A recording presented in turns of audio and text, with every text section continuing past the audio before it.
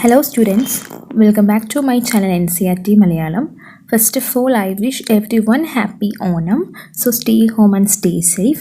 Let's discuss NCRT class 9 English poem 4 The Lake Isle of Innisfree written by William Butler Yeats.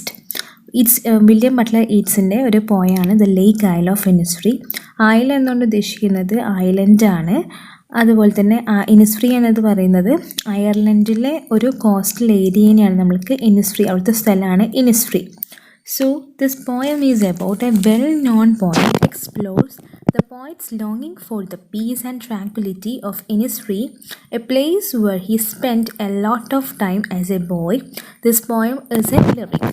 So ഈ ഒരു poem എന്ന് പറയുന്നത് നമ്മുടെ പോയറ്റിന് ഒരു സമാധാനത്തിനും അതുപോലെ തന്നെ ട്രാങ്ക്വിലിറ്റി എന്ന് പറയുന്നത് ശാന്തതയ്ക്കും വേണ്ടിയിട്ടുള്ളൊരു ഒരു ആഗ്രഹം. അദ്ദേഹത്തിൻ്റെ സമയം ഇനി ഇനിസ്ഫ്രീയിൽ, നമ്മൾ പറഞ്ഞു അയർലൻഡിലൊരു പ്ലേസിൽ ചിലവഴിക്കണം എന്നാണ്. അപ്പോൾ ആ സ്ഥലം എന്ന് പറയുന്നത് അദ്ദേഹത്തിൻ്റെ ചൈൽഡ്ഹുഡിൽ അദ്ദേഹം കുട്ടിയായിരിക്കുമ്പോൾ ഒരുപാട് സ്പെൻഡ് ചെയ്തൊരു സ്ഥലമാണ്. അപ്പോൾ ഈ പോയം എന്ന് പറയുന്നത് ഒരു ലിറിക്കാണ്. Do you know what's the meaning of lyric? Lyric എന്ന് പറയുന്നത് it's a short poem usually written in first person as a point. So first person point of view and expresses personal thoughts and feelings. അപ്പോൾ ഒരാളുടെ ഒരു short പോയാണ് lyric എന്ന് പറയുന്നത്. അപ്പോൾ ഒരാൾ ആ പേഴ്സണിനായിരിക്കും first person of the point of view, അദ്ദേഹത്തിൻ്റെ ഫീലിങ്സും തോട്ട്സൊക്കെ എക്സ്പ്രസ് ചെയ്യുന്നൊരു പോയാണ് ഈ പറയുന്ന ലിറിക്ക്. So let's discuss. I will arise and go to Innisfree, and a small cabin built there of clay and wattles made. 9 bean rows will I have there, a hive for the honey bee, and live alone in the bee-loved glade. So I will arise and go to Innisfree. ഞാനിപ്പോൾ ഇങ്ങനെ അറേസായിട്ട് ഞാനിപ്പോൾ എന്ത് ചെയ്യും, ഇന്നിസ്ഫ്രീയിലേക്ക് പോകും. And a small cabin build there of clay and wattles made. ഞാൻ അവിടെ ഒരു ചെറിയൊരു ക്യാബിൻ ഉണ്ടാക്കും. എന്തുകൊണ്ടാണ് ക്യാബിൻ ഉണ്ടാക്കുന്നത്? ക്ലേ വെച്ചിട്ടാണല്ലേ ക്യാബിൻ ഉണ്ടാക്കുന്നത്. ആൻഡ് വാറ്റിൽസ് മെയ്ഡ്, വാറ്റിൽസ് അല്ലേ, വാറ്റിൽസ് പറയുമ്പോൾ ചുള്ളിക്കമ്പ് കൊണ്ടൊക്കെ ആയിരിക്കും. ക്ലേ വെച്ചിട്ടും ചുള്ളിക്കമ്പ് കൊണ്ടാണ് അവിടെ ക്യാബിന് പണിയാൻ വേണ്ടി പോകുന്നത്. 9 bean rows will I have there, a hive for the honey bee. So this poem suggests that, ഈ പോയം പറയുന്നത് അദ്ദേഹം അവിടെ അദ്ദേഹത്തിൻ്റെ ഫുഡിനായിട്ട് 9 ബീൻ റോസിലെ ബീൻ പയറിൻ്റെ റോസ് ഇങ്ങനെ ഓരോന്നായിട്ട് നടുന്നാണ് പറയുന്നത്. പിന്നെ അദ്ദേഹത്തിന് കൂട്ടായിട്ട് ഒരു ബീ ഹൈവ് ഉണ്ടാകും, ഹണി ബീയുടെ കൂടും ഉണ്ടാകും. And leave alone in the bee loud glade. അപ്പോൾ അവിടെ എങ്ങനെയാണ് ജീവിക്കുക? ഈ പറയുന്ന ഒരു സ്ഥലത്ത് ഇനിസ്ഫ്രീയിൽ ഇങ്ങനെ ക്യാബിനൊക്കെ ബിൽഡ് ചെയ്തിട്ട് ബീൻ റോസൊക്കെ ഇങ്ങനെ ഉണ്ടാക്കിയിട്ട് ഹണി ബീസിൻ്റെ ഹൈവൊക്കെ ഉണ്ടാക്കിയിട്ട് അദ്ദേഹം ഒറ്റയ്ക്ക് ബീ ലൗഡ് ക്ലേഡിൽ ജീവിക്കും. എന്ന് വെച്ചാൽ ഇങ്ങനെ ബീസിൻ്റെയൊക്കെ സൗണ്ട് ഉണ്ടാവില്ല എന്ന് പറഞ്ഞിട്ടുള്ള ബസ്ലിംഗ് സൗണ്ടൊക്കെ ഉള്ള ഒരു ഓപ്പൺ സ്പേസിൽ അദ്ദേഹം ജീവിക്കും. അതായത് bustling of bees in an open spaces bee loud glade. And I shall have some peace there, for peace comes dropping slow, dropping from the wheels of morning to where the cricket sings. There midnights all a glimmer, and noon a purple glow, and evenings full of linnet's wings. So എനിക്ക് അവിടെ peace ഉണ്ടാവും. I shall have peace there, for peace coming dropping slow. Peace എങ്ങനെയാണ് ഉണ്ടാവുന്നത്? ചെറുതായിട്ട് ഇങ്ങനെ ചെറുപൊടിയായിട്ട് drop ചെയ്ത് വരുന്നുണ്ട്.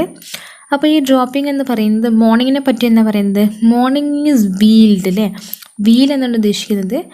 ഇപ്പം നോർത്ത് ഇന്ത്യയിലൊക്കെ വിവാഹം കഴിക്കാൻ പോകുന്ന പെൺകുട്ടികളുടെ തലയിൽ ഇങ്ങനെ മുഖം മറയ്ക്കുന്ന രീതിയിലുള്ള ഷോളിനെയാണ് നമ്മൾ വീൽ എന്ന് പറയുന്നത്.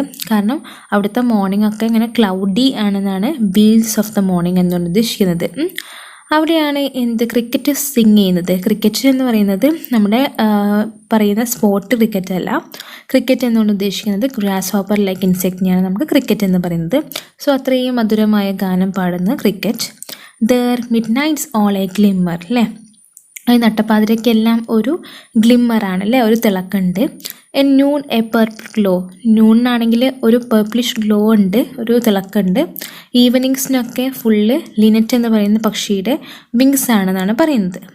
അപ്പോൾ ഇതൊക്കെയാണ്, അത് അത്രത്തോളം നല്ലൊരു സ്ഥലമാണ് ഇനിസ്ട്രി അദ്ദേഹത്തിന്. അതുകൊണ്ടാണ് ഇനിസ്ട്രിയുടെ മിഡ് നൈറ്റും നൂണും ഈവനിങ്സും മോർണിംഗ്സും ഒക്കെ പറയുന്നത്. പിന്നെ ക്രിക്കറ്റിനെ പറ്റിയും പറഞ്ഞു. I will arise and go now for always night and day. I hear the lake water lapping with low sounds by the shore. അല്ലെ, ഞാനിപ്പോൾ എഴുന്നേറ്റിട്ട് ഞാനിപ്പോൾ അവിടെ പോകും. എൻ്റെ ഡേയും നൈറ്റൊക്കെ ഞാൻ എന്ത് ചെയ്യും, അവിടെ സ്പെൻഡ് ചെയ്യും. എനിക്ക് അവിടെ ലേക്കിൽ നിന്ന് വാട്ടർ ഇങ്ങനെ ലാപ്പ് ചെയ്യുന്ന സൗണ്ട്, അല്ലേ, ഒഴുകുന്ന സൗണ്ടൊക്കെ ഇങ്ങനെ കേൾക്കാൻ പറ്റും. ചെറിയ സൗണ്ടാണ്. പിന്നെ while I stand on the roadway or on the pavement screen, I hear it all the deep heart score.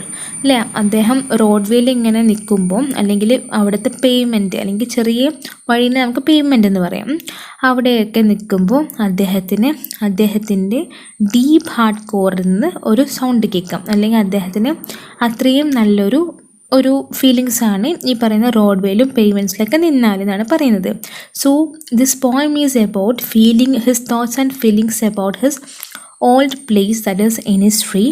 The poet is longing to go for the peace and tranquility of Innisfree. So that's all about the poem. So let's discuss the question answers. What kind of place is Innisfree? Think about the 3 things the poet wants to do when he goes back there. Stanza 1, what he hears and sees there and its effect on him. Stanza 2, what he hears in his heart's core even when he is far away from Innisfree. Stanza 3. So ഇനിസ്ട്രീനെ പറ്റി എന്തൊക്കെയാണ് പോയിട്ട് പറയുന്നത്?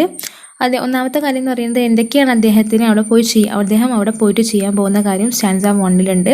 പിന്നെ എന്തൊക്കെയാണ് അദ്ദേഹം അവിടെ കേൾക്കുന്നതും കാണുന്നത്, അതിൻ്റെ എഫക്റ്റ് എന്തൊക്കെയാണെന്നാണ് സ്റ്റാൻസ 2-ൽ ഡിസ്കസ് ചെയ്യുന്നുണ്ട്. പിന്നെ ഹാർട്ട് സ്കോറിൽ അദ്ദേഹം എന്താണ് കേൾക്കുന്നത്, even though he is far away from Innisfree. So Innisfree is a beautiful place where nature is in a full swing. Innisfree എന്ന് പറയുന്നത് നല്ലൊരു ബ്യൂട്ടിഫുൾ പ്ലേസ് ആണ്. അവിടെ നേച്ചർ നല്ല ഒരു അടിപൊളിയായിട്ട് ഇങ്ങനെ നല്ലൊരു അവസ്ഥയിലാണ്. That is frill swing. The poet wants to build a small hut of clay and wattles. പോയിറ്റിനൊരു ക്യാബിൻ അല്ലെങ്കിൽ ഒരു ഹട്ട് ഉണ്ടാക്കണം. അവിടെ ക്ലേ അല്ലെങ്കിൽ വാറ്റൽസ് ഉണ്ടല്ലേ, ചുള്ളിക്കമ്പ് അല്ലെങ്കിൽ ക്ലേ വെച്ചിട്ടാണ് ഉണ്ടാക്കാൻ പോകുന്നത്. He will have a 9 bean rows and hive for the honey bees. He hears bees come dropping and crickets sing. He sees the midnight shine and purple glow at noon. Evenings are full of linnets' wings. He feels happy and gets peace of mind. The poet hears the lake water lapping the shore with the loud sounds. So these are the things that he hears and sees in the Innisfree. Question number 2. By now you may have concluded that Innisfree is a simple natural place full of beauty and peace. How does the poet contrast it with where he now stands? അപ്പോൾ നമുക്ക് മനസ്സിലായിട്ടുണ്ട് Innisfree എന്ന് പറയുന്നത് ഒരു സിമ്പിളായിട്ടുള്ള ഒരു പ്രകൃതി രമണീയമായിട്ടുള്ള നല്ല ശാന്തതയും ഭംഗിയുള്ളൊരു സ്ഥലമാണ്. അപ്പോൾ അദ്ദേഹത്തിൻ്റെ ഈ പറയുന്ന ഈ ഒരു സ്ഥലം ഇപ്പോൾ നിൽക്കുന്ന സ്ഥലത്തിനെ കമ്പയർ ചെയ്തിട്ട് എന്താണ് അദ്ദേഹം പറയുന്നതെന്നുള്ള ഒരു ക്വസ്റ്റ്യനാണ്.